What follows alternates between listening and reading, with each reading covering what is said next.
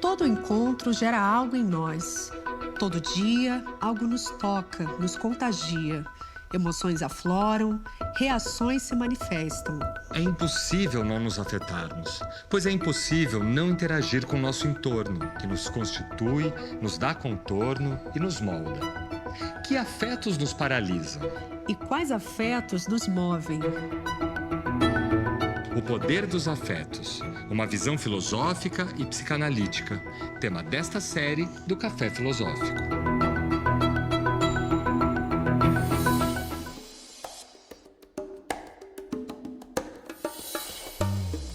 Somos seres únicos, individuais, mas vivemos em família, em comunidade, coletivos, grupos, em sociedade. As nossas relações, os encontros que temos, geram emoções e reações que afetam quem nos tornamos, afetam o nosso sentir, pensar e agir no mundo. A filosofia nos ajuda a compreender a importância dos afetos na nossa prática cotidiana. Afeto para Spinoza, por exemplo, é variação de potência. E a nossa capacidade de se afetar tem relação direta com os nossos encontros. A gente pode dizer que Spinoza foi um filósofo que quis valorizar os afetos, né? Ele não quis fazer como muitos filósofos, e ainda hoje se faz, né? Relegar os afetos para um segundo plano, como se os afetos até atrapalhassem o conhecimento, né? Não, para Spinoza, os afetos são como seguem leis da natureza, e ele quer conhecer essas leis, né? Inclusive para que a gente se conheça melhor, né? Tanto no sentido individual quanto no sentido coletivo. Spinoza tem uma vantagem muito grande para os psicólogos, eu acho, porque ele não faz essa separação entre individual e social.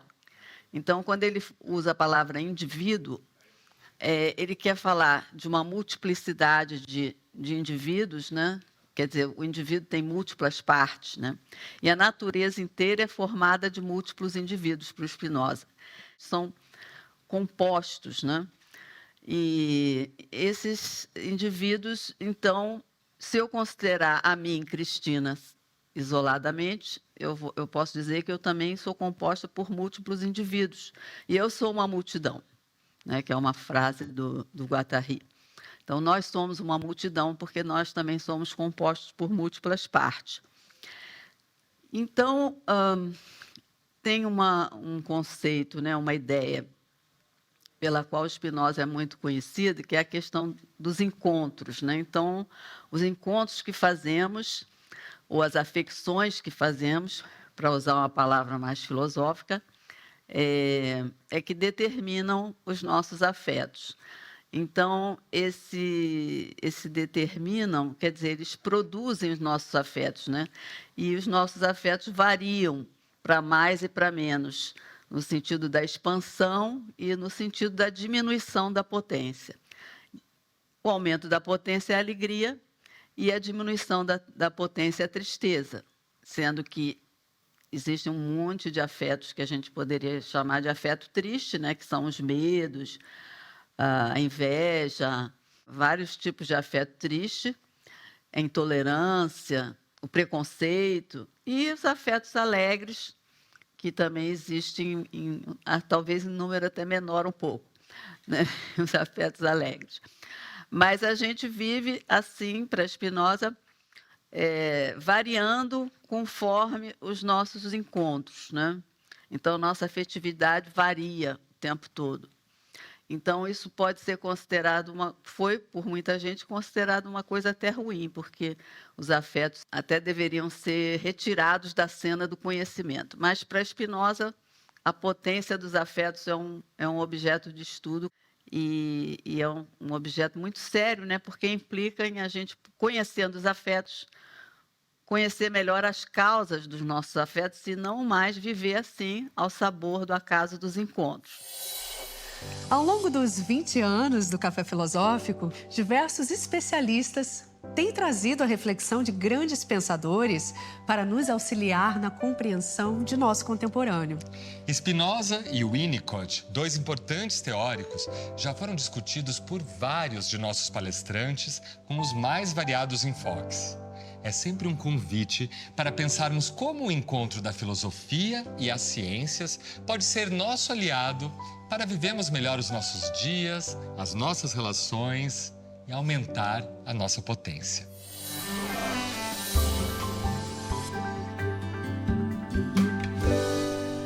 Essa distinção no Spinoza, ela visa deixar muito claro a diferença entre duas formas de afetos, produzidos por duas formas de encontros. Certo? Esses encontros que aumentam a potência do meu corpo, né? Porque, de uma certa maneira, ele me permite continuar na jurisdição de mim mesmo, né? E aqueles encontros que diminuem a potência do meu corpo, porque me colocam dentro de uma situação na qual é a contingência que rege aquilo que, de uma maneira ou de outra, vai determinar minha existência. E essa dicotomia, ela acaba nos impedindo de pensar algumas situações muito decisivas na experiência, como, por exemplo, essas situações onde há encontros que diminuem momentaneamente nossa potência para que ela possa aumentar depois. Há encontros que, num determinado momento, me entristecem, me despossuem, me colocam fora da minha capacidade de controle, certo? Para que, em um segundo momento, essa heteronomia ela não apareça simplesmente como uma sujeição, mas apareça como a possibilidade, como dizia o Derrida, de criar, na verdade, uma heteronomia sem sujeição. Eu compreendo muito essa ideia spinozista da liberdade como esse reconhecimento da necessidade, de uma certa forma, não como livre-arbítrio, certo? Mas eu me pergunto se não há um preço muito caro a pagar pelo fato de que, no interior dessa perspectiva, tudo que é da ordem da contingência é aquilo que deve ser evitado. Certo? É aquilo que deve ser evitado porque é aquilo que me retira da jurisdição de mim mesmo. Né? Quer dizer, mas eu me pergunto se não haveria situações nas quais nós precisamos sair da jurisdição de nós mesmos para que nós possamos construir um tipo de conhecimento, certo? Ou com um tipo de experiência que permite que a dispossessão produzida pelo outro me faça ter uma figura, digamos, de um outro nível do que significa existência. Compreender de uma outra forma o que significa existência. Quer dizer, a existência como colocar-me numa situação na qual, mesmo que eu não controle, mesmo que eu não possa, de uma certa maneira, controlar as causas, ou saber as causas, ou reconhecer as causas, eu serei capaz, de uma certa maneira, de reconhecer que o que aparece como necessidade exterior não necessariamente é algo que possa simplesmente diminuir minha potência. Nós vivemos num país onde todos os dias nós recebemos pílulas diárias de medo. Se você ligar a televisão, rádio, outros meios, você vai receber aquela carga de notícias tristes, violentas, né? Os fatos violentos, as mortes, os castigos, enfim. Então, esse noticiário gera muitos afetos tristes. Spinoza diz que todos os governos, eles governam através dos afetos. Eles buscam, para ter estabilidade, né, os governos produzem tristezas e alegrias, fazem a gente ter esperança e fazem a gente ter medo. Agora, tem alguns governos que são mais governos do medo, né? Eu acredito que nosso país é mais, porque você vê o comportamento da polícia, né? A quantidade de mortes que nós temos por arma de fogo, as nossas prisões, tudo isso aponta para que a gente tenha também um governo do medo. Mas Spinoza diz, governo do medo não é bom. porque ele é instável, porque nenhum governo pode governar exclusivamente ou predominantemente pelo medo, porque o medo pode se transformar em revolta. Então, essa é uma das razões, né? Esse protagonismo da multidão que existia na época que Spinoza viveu, porque era uma época antes do poder disciplinar que o Foucault descreveu, né? Então, ainda não existia, por exemplo, a escolaridade obrigatória, né? Toda essa série de instituições disciplinares, pelo menos bem desenvolvidas, né? Que produziam, que o Foucault diz que são indivíduos úteis e dóceis, né? Então, é antes disso. Então, esses indivíduos úteis e dóceis não estavam tão presentes, né, na vida social quanto hoje. Então, a gente que tem todo dia esses fatos violentos, né, divulgados, será que o brasileiro vai ser um povo triste? Quanto tempo vai durar essa tristeza, né? Esse medo de sair à rua? Seria uma coisa para sempre? Tem algum jeito? Os afetos são instáveis e que isso pode ser uma qualidade. Quer dizer, os afetos que hoje são afetos de medo podem se transformar. Quer dizer, que em Spinoza essa vantagem existe, né? Que os afetos não podem durar para sempre. Eles dependem do estado do nosso corpo. Então, tem muita coisa que a gente tem medo hoje, mas amanhã a gente pode não ter. Então, por exemplo, o brasileiro, hoje em dia, tem medo de sair na rua, principalmente nas grandes cidades. Mas, de repente, chega o carnaval e vai todo mundo para a rua. Então, é um exemplo dessa instabilidade afetiva que vem ao nosso favor, né? No próximo bloco, quando nós estamos sujeitos a afetos tristes na vida social, nós nos dividimos.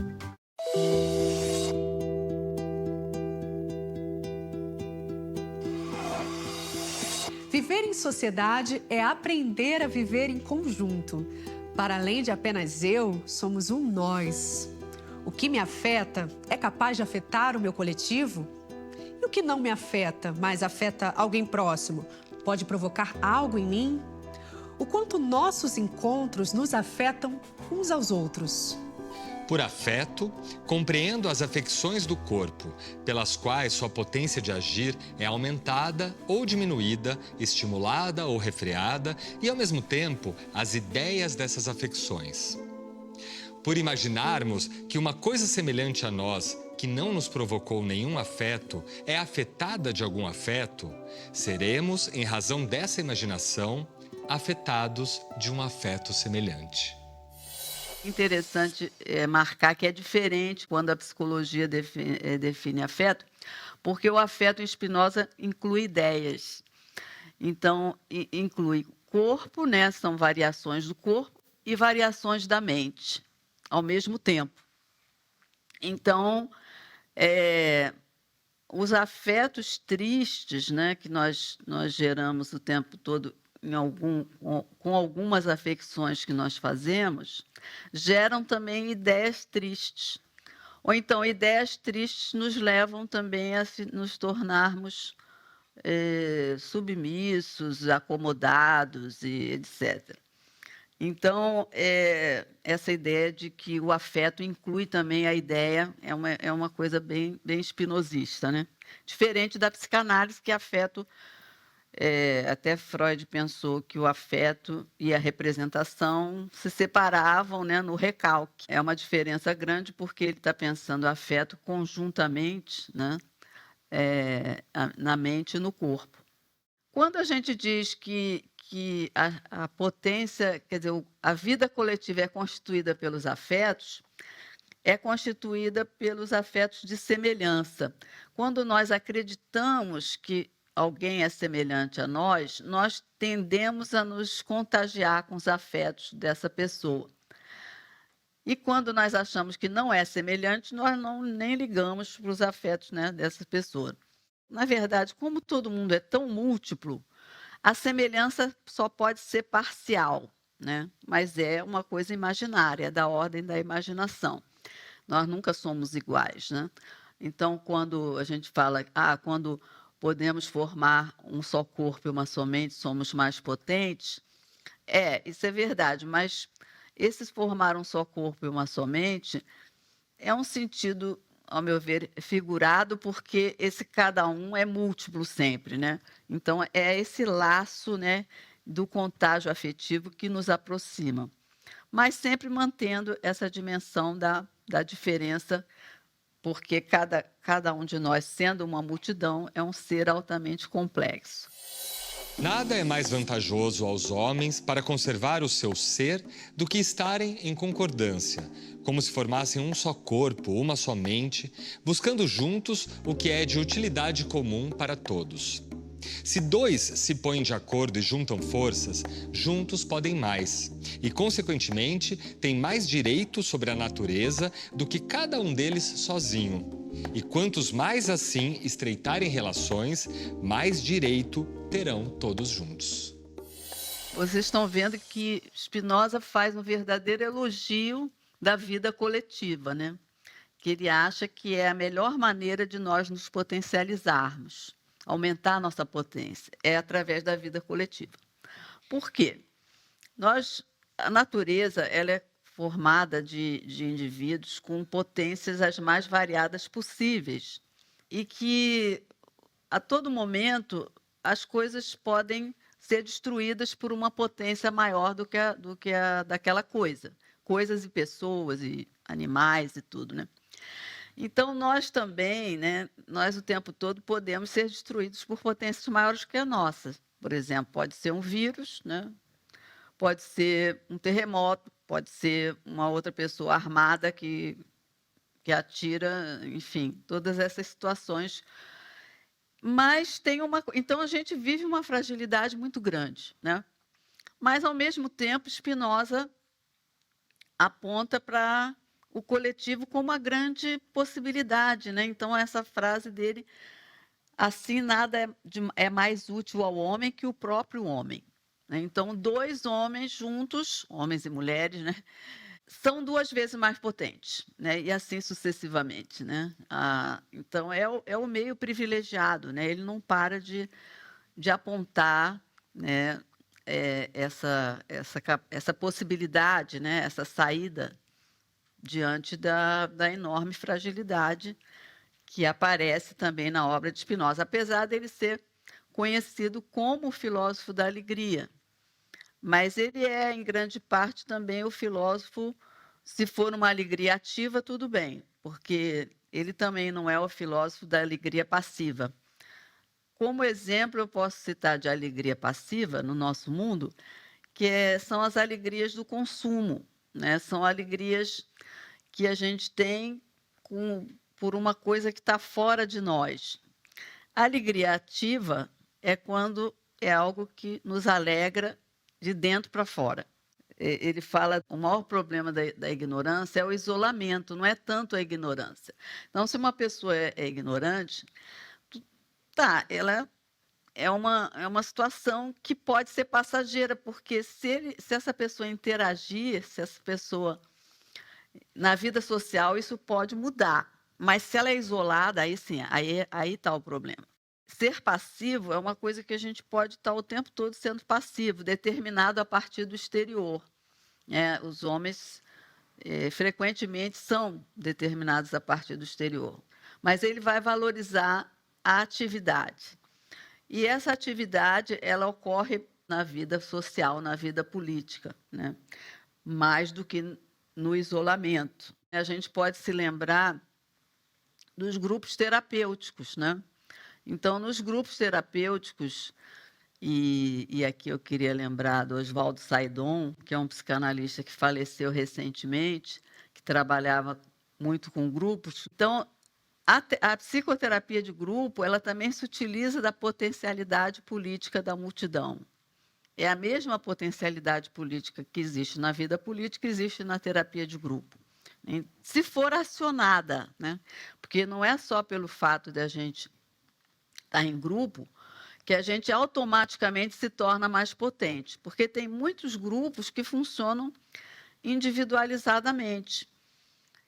Basta, por exemplo, se um terapeuta faz um grupo e resolve perguntar: e você, o que você acha disso? E você, traz o seu problema. Se ele individualiza as pessoas, ele já anulou essa potencialidade do grupo, né? Mas, então, é uma potência a ser acionada, né? Nós temos que encontrar estratégias para acionar essa potencialidade do grupo. Isso na vida política e também nas psicoterapias. Spinoza sempre diz que as nossas sociedades são muito mal organizadas, né? De que maneira organizar as nossas sociedades para que elas possam ser melhor organizadas no sentido de que os grupos sejam ativos, né? Produzam algo e não sejam apenas passivos, sujeitos a afetos tristes. Porque ele diz, quando nós estamos sujeitos a afetos tristes na vida social, nós nos dividimos.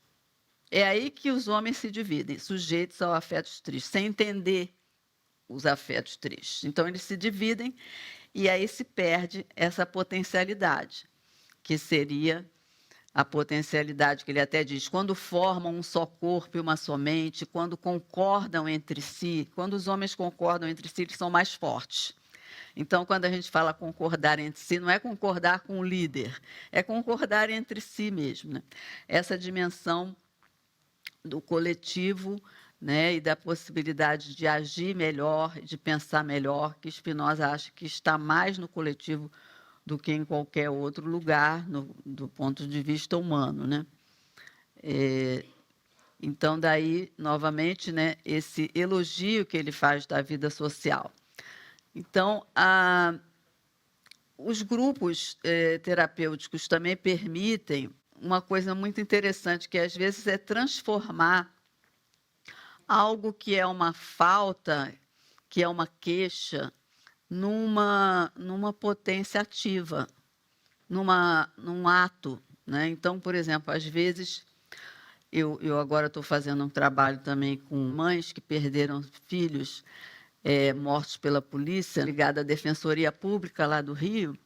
A gente vê, às vezes, as mães chegarem, obviamente, com aquela situação, né, que é difícil falar dela, de perder um filho, mas, com o tempo, elas vão se constituindo num grupo de reivindicação, elas vão transformando essa tristeza delas numa luta. Então, o grupo favorece muito isso também porque, como os afetos são mutantes, né, há essa possibilidade, que, aliás, Freud também falava disso, né? Amor e ódio, né, podem se transmutar um no outro, né? Ou então, como esse exemplo, quer dizer, uma pessoa que está muito abalada, mas que vê que outras mulheres também estão abaladas e elas podem se constituir num apoio mútuo, né? E concordando entre si, que é a palavrinha mágica do Spinoza, né? A concórdia, elas se tornam mais potentes. Eu acho que a concórdia efetiva é uma coisa que precisa ser construída, né? E construída através do que o Spinoza chama de razão, né? Porque a razão para ele não é alguma coisa separada dos afetos, né? A razão é alguma coisa, o mais potente dos afetos, né, que seria o conhecimento. Esse conhecimento que não é separado dos afetos, que consiste justamente em buscar o que é melhor para todos, né? Uma coletividade que busca o que é efetivamente melhor para todos. Então, essa seria a alegria. Uma alegria ativa, né? No próximo bloco... Tem adultos que há muito tempo não inventam mais nada. Então, por isso que ele diz, é preciso que a infância permaneça no adulto.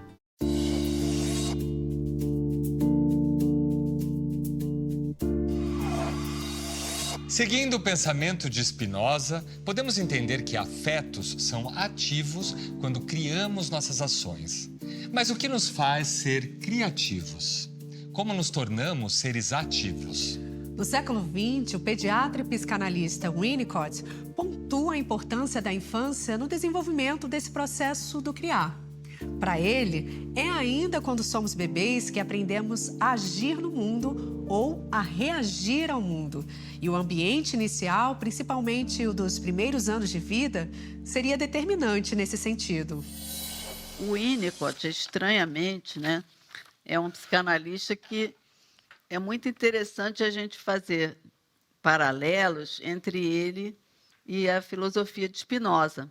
Esse algo em comum que tem Spinoza e Winnicott é porque Spinoza também trabalha com esse campo, com esse plano ontológico do self, né? Quer dizer, pensa numa ontologia, numa potência também como base do psiquismo. Porque o bebezinho, para o Winnicott, ele é frágil, todo mundo sabe que o bebê é frágil, mas a mãe, quando ela recebe, né, quando ela cuida desse bebê, ela faz com que esse bebê experimente a potência.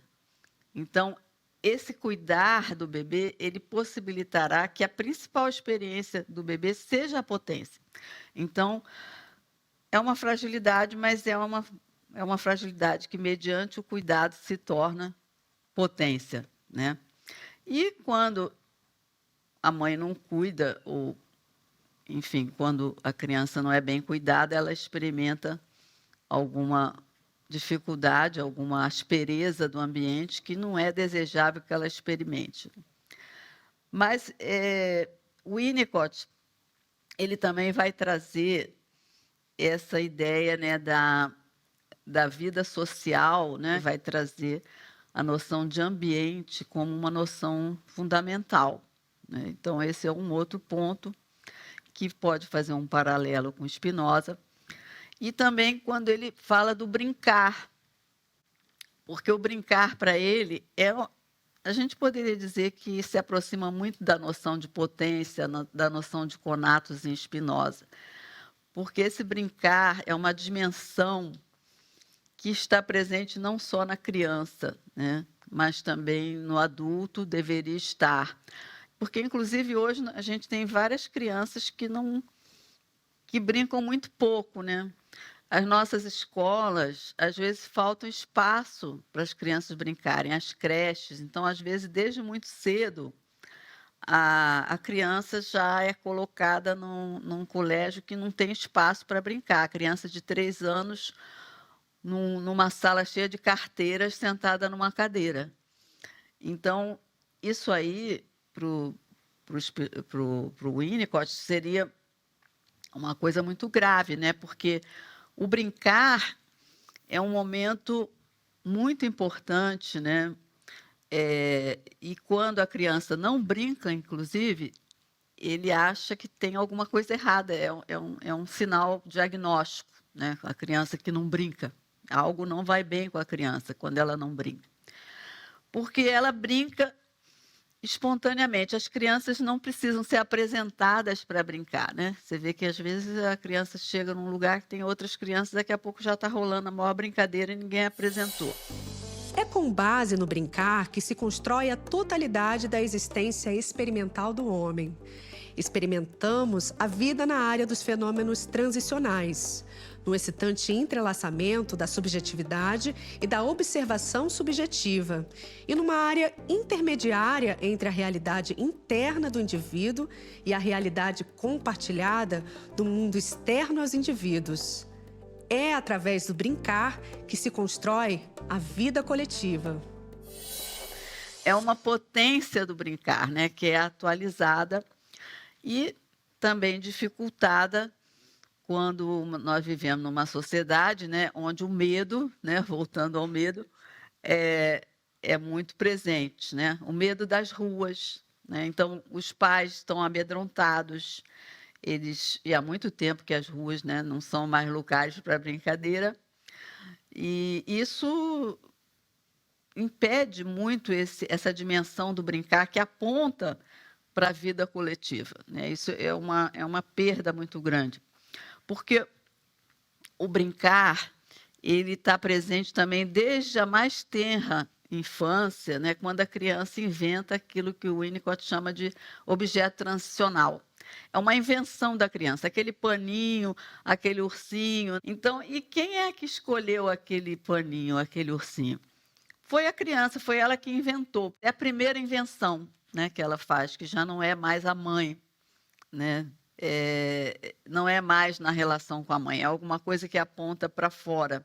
Quer dizer, claro que não é mais na relação, mas a mãe tem que ter dado condições, né? Porque uma criança em privação, que é aquela que eu disse, né, quando ela está tendo um sofrimento que não era ainda capaz de suportar, isso pode interferir e ela sequer passar para essa fase em que ela cria o objeto transicional. Mas correndo tudo bem, né? Como diz o Winnicott, a mãe boa o bastante, né? Quando a mãe provê.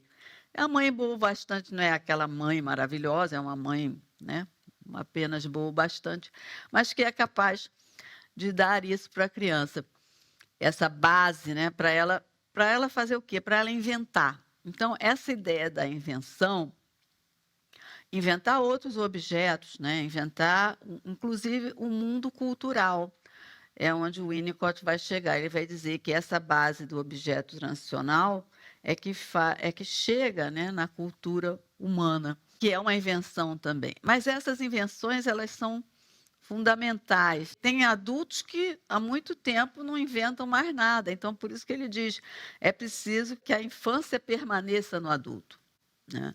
Então, tem a criança executiva, que tem tudo para fazer, né? Às 8 ela tem natação, às 9 ela tem aula particular, às 10 ela tem não sei o quê.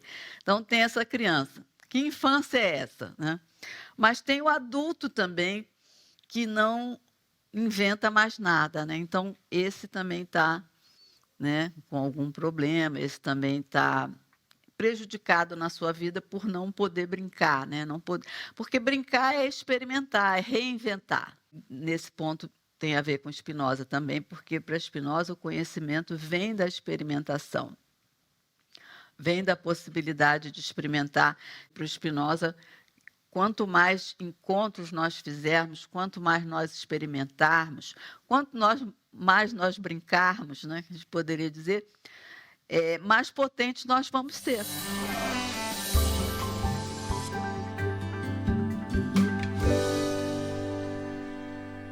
A gente se faz, todo mundo, queiramos ou não, a partir de identificações. Então, identificação com a mãe, identificação com o pai, identificação com as figuras paternas, paternais, maternas, enfim, e com outras figuras, identificação com figuras da sociedade.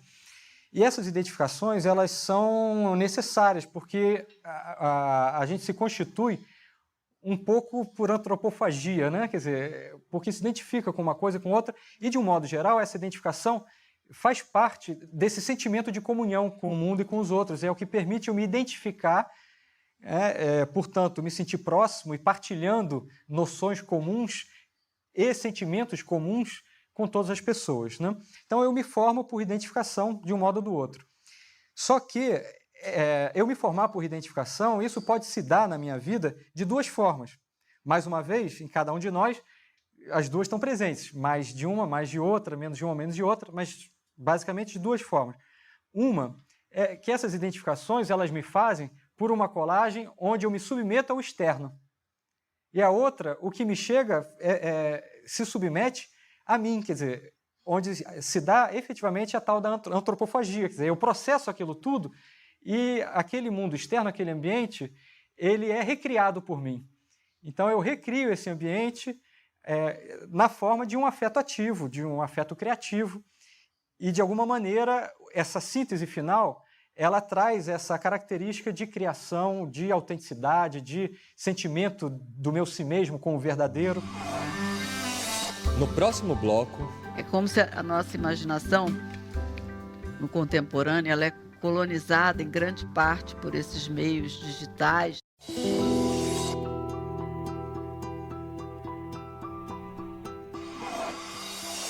Em um mundo de tantos conflitos, violência, medo, como alimentar afetos positivos?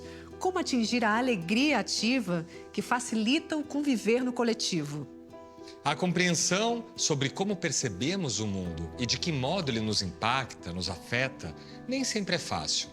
É preciso criar laços de contágio de afetos positivos, educar o pensamento através do conhecimento, da arte, do debate. Pelo que entendi, o Spinoza afirma que o coletivo, quando ele está no estado de afetos positivos, a gente teria, então, uma sociedade mais harmonizada e com maior bem-estar. O que seria, então, o coletivo sendo esse, várias unidades, vários indivíduos, né, formados de vários indivíduos? Como que a gente poderia atuar de forma objetiva e prática para que o indivíduo permaneça num estado de afetos positivos, né? Como que ele poderia se manter nesse estado? Eu fiquei refletindo a possibilidade, o que foi colocado, né, que o afeto ele influencia na mente, e aí eu fiquei refletindo, talvez a mente possa influenciar os afetos também. Será que um dos caminhos não seria a educação do pensamento? Então, trazer autoconhecimento, por exemplo, para as escolas, alguma coisa nessa linha? Sim, eu acho que Spinoza sempre é pelo conhecimento, né? Agora, como fazer, né? Eu acho que tem várias coisas, inclusive, que já foram feitas, né? Por exemplo, Paulo Freire, né? Educadores aí que têm muita história para contar nesse sentido, brasileiros ou não, né? Essa potencialidade da multidão, ela pode ser transformada, ela pode ser atravessada por afetos tristes. Então, se tornar uma multidão que odeia, uma multidão que quer se vingar, uma multidão que pode sair até linchando. Então, é uma questão também de educação, né? Mas também não só de educação. E a questão da lei, né, para Spinoza, da sociedade civil, para ele, não adianta nada você obedecer à lei. Você precisa entender a lei, precisa compreender a lei. Então, uma sociedade onde a lei possa ser compreendida, né? Como fazer isso? Não vou querer dar receita de bolo, mas assim, é sempre essa questão das estratégias, né? De construir estratégias, né? Para que isso ocorra. Agora, do jeito que ocorre, por exemplo, no sistema socioeducativo, aqueles jovens, eles nunca vão obedecer às leis, porque eles vão sempre achar que as leis são contra ele. Além dele não entender a maioria das leis, eles acham que são contra ele, então por isso que ele não obedece. Em que sociedade ele poderia perceber diferente? Que as leis são para todos e que as leis trazem coisas boas para todos. Parece que está meio distante, né? Mas às vezes a gente consegue realizar isso em espaços menores. Em algumas experiências, isso consegue ser realizado.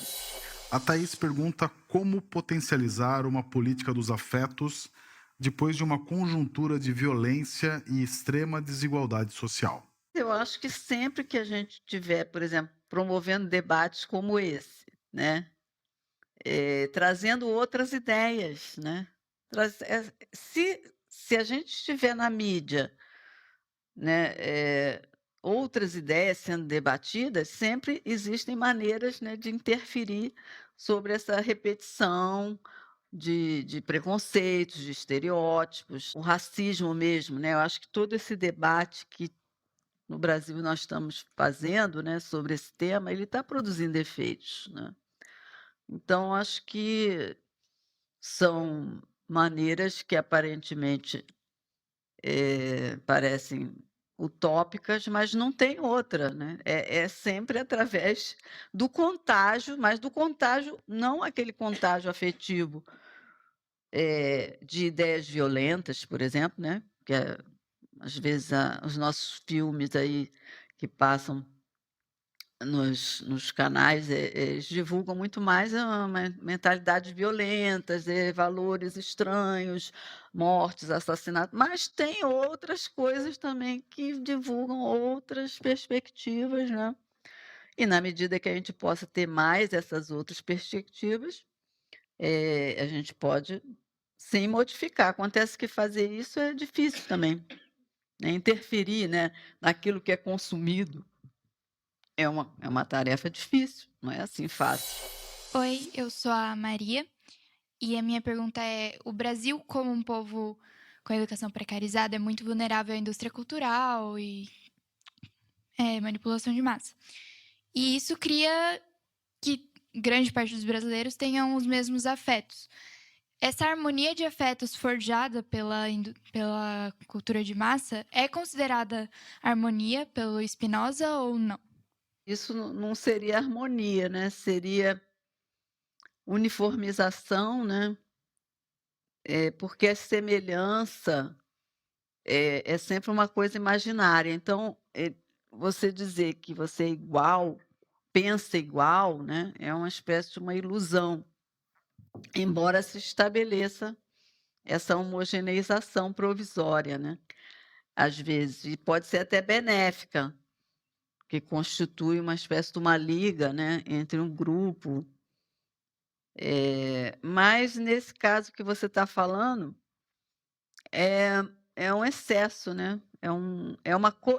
Eu até escrevi um artigo que eu chamei de colonização da imaginação. É como se a nossa imaginação, no contemporâneo, ela é colonizada em grande parte por esses meios digitais, né? Embora os meios digitais eles também tenham várias vantagens, né, que a pandemia mostrou, que se não fossem eles, a gente, né, não ia nem se comunicar, não ia continuar estudando, não ia uma série de coisas, mas, ao mesmo tempo, eles também tendem a produzir, através desses meios, essa homogeneização que você está falando, né? Então, esse é um ponto que é preciso, né, interferir nisso, porque essa homogeneização não é desejável, inclusive porque esses meios, muitas vezes, a finalidade principal deles, que muita gente esquece, é vender produtos. Tem ali uma razão, não é um lugar para você contar suas confidências. Não, ali o principal foram criados até pelos criadores, não sei se foi do Facebook, que disse, não, nós criamos aquilo e realmente era para vender produtos. Vocês não entenderam. Nós criamos para isso, agora vocês fizeram outros usos. Fernanda de Alcântara Almeida, que te pergunta, professora, como, através dos afetos, tornar os coletivos mais afeitos a enxergar as necessidades do grupo? Eu acho que os coletivos, por exemplo, quando você faz grupos terapêuticos, grupos operativos, você vê que não precisa fazer muita coisa para que isso aconteça. Quer dizer, quando você aciona essa dimensão do coletivo, da grupalidade, se você deixar o grupo funcionar, você vai ver que as pessoas vão seguir outros caminhos, umas vão trazer experiências para as outras, todo mundo vai sair ganhando, outros afetos vão acontecer ali no grupo, né? Mas isso estou falando do grupo pequeno. Em larga escala, eu acho que, de novo, a gente cai na questão da arte, né? A gente cai na questão da mídia. É por aí também, produzir outros contágios. Tudo isso é coisa que já é feita, só não é feita na escala, talvez, que fosse necessário. Mas tem vários nichos, né? De pessoas super conscientes, né? De mães, por exemplo, até monitor do sistema socioeducativo super consciente tem. Policiais também, só que são minoria. Quando eu vi um policial, pela primeira vez na vida, conheci um policial que era contra a tortura, que queria ser do grupo Tortura Nunca Mais, queria se aproximar. Então, eu fiquei, gente, existe? Existe. Pode ser mas existe. Lidiane, que diz que você disse que o medo pode se transformar em revolta. Como podemos entender as revoltas negras no Brasil que foram fundamentais para a abolição da escravidão? A possibilidade de transformação do medo em revolta, que aliás, para Spinoza, revolta não é exatamente assim. Eu acho que ele continua sendo um afeto triste, mas Porque o melhor seria que fosse uma luta mesmo e não apenas revolta, né? Que ainda tem um pouco uma característica de afeto triste. Mas, com certeza, essas lutas todas, né, que advêm, né, de um estado inicial de medo comum, né? O medo em comum, ele também é muito frutífero, né?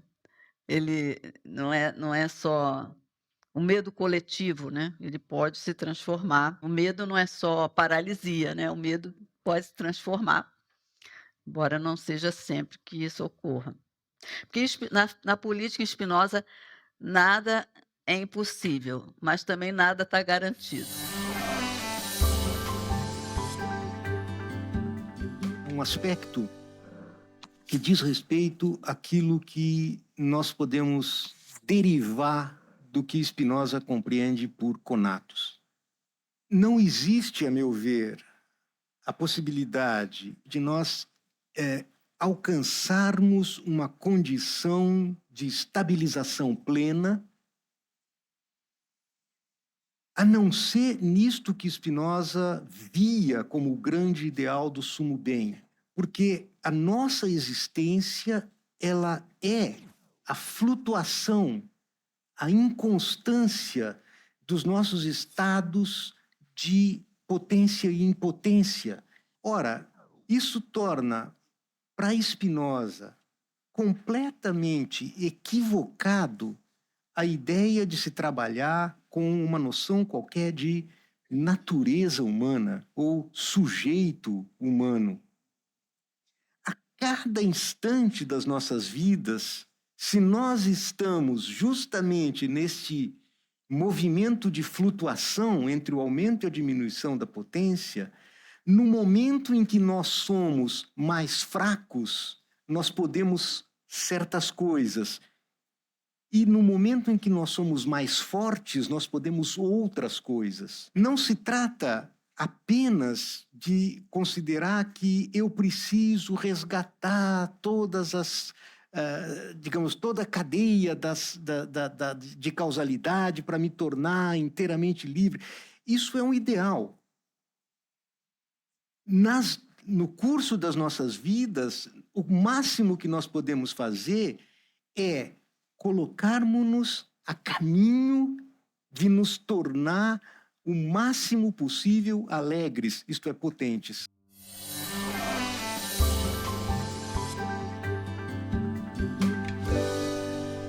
De uma forma bem simples, é que é só amando a nós próprios que a gente pode amar o outro e a vida. Primeira ideia.